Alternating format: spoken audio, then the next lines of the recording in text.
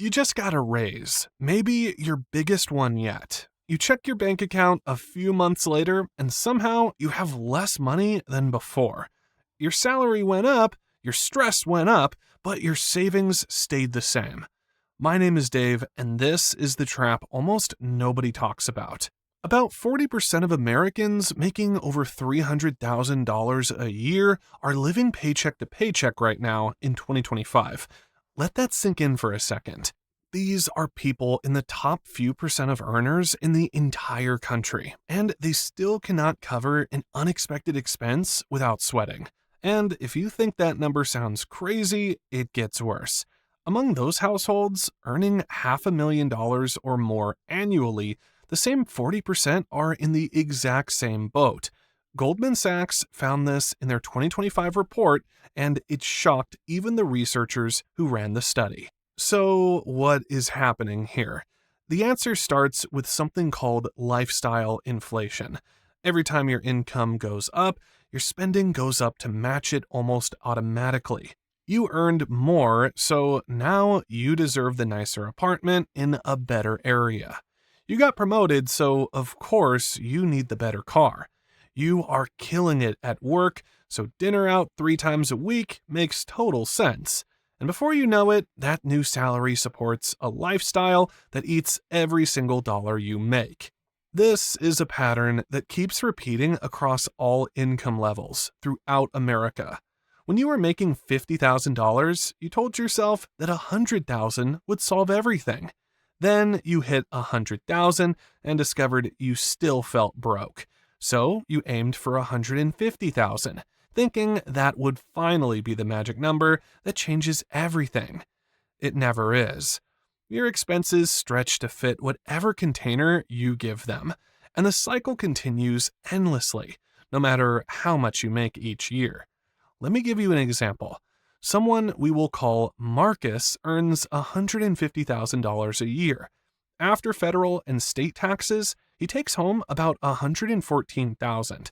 Now, Marcus used to pay $3,000 a month in rent when he made less money at his old job. But income went up, so rent went up to $5,000 for a nicer place in a better neighborhood. He leases a luxury car for $800 a month because why not?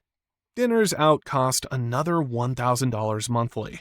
By the time you add groceries, subscriptions, gym memberships, and weekend activities, Marcus has absolutely nothing left to save. His lifestyle became a vampire sucking every dollar dry. And here is where the system really kicks you while you're down. Inflation. From 2020 to 2026, the dollar lost about 25% of its purchasing power. That means if you were spending $2,000 on groceries and essentials in 2020, you now need around $25,000 just to buy the same exact stuff today. Your money is shrinking even when your paycheck stays the same. The stuff you buy costs more, but your bank account does not grow faster to match it. The Consumer Price Index went up 3% last year alone. Housing costs keep climbing faster than wages can keep up. The median home price jumped by over $6,000 annually, while median wages only rose by about $300. See the problem right there? The gap between what things cost and what you earn keeps widening every single year, without fail. Even if you avoid lifestyle creep completely, inflation creeps in anyway and steals your purchasing power silently. Now, add taxes to the mix. The more you earn, the bigger the slice Uncle Sam takes from your check. A single person making over $626,000 pays a 37% federal rate, but you do not need to make that much to feel the squeeze. At $150,000, your effective federal rate sits around 22 to 24%. Live in California and tack on another 13.3% in state taxes. Live in New York City and you are looking at combined rates over 45% of your income gone to the government. And those tax credits that help lower earners, they start disappearing as your income rises. The child tax credit begins phasing out at $200,000 for single filers. So you make more money but get fewer breaks and deductions. This is called bracket creep, and it means your raise nets you less than you expected when you first got the good news. Let us talk about where high earners actually live, because location matters more than most people realize. The highest paying jobs cluster in the most expensive cities in the country. In San Francisco, the median home costs $1.3 million. You need to earn over $200,000 just to live comfortably there. In New York City, costs are even worse.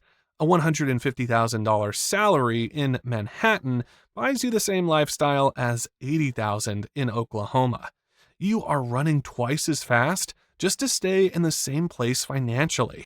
Meanwhile, debt piles up in the background. American households now carry over $18 trillion in total debt. That averages out to more than $105,000 per household. Credit card balances alone hit $1.21 trillion. Student loans sit at $1.64 trillion.